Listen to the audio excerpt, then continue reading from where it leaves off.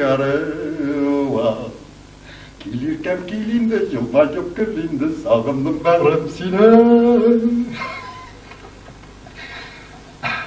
Ak şeşegat kaş balam, gölge kumulde halam. Yaş yırak geçti be İskendillerimi var. Ну, мамуль, ну вообще круто. Атаял bir история, а? Atam pişağım. Senin atan aşağılık yatsan, sinde bulmagan bulur elim.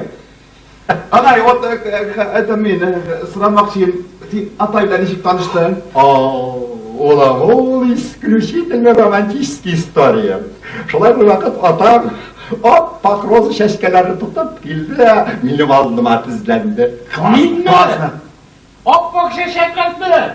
Senin oğlan mintizlendin mi? Hintlerle kısılmağımda bu sağ. Ben onun ilk sorunun uzet isturuna silap duram sana. Şeşeklet.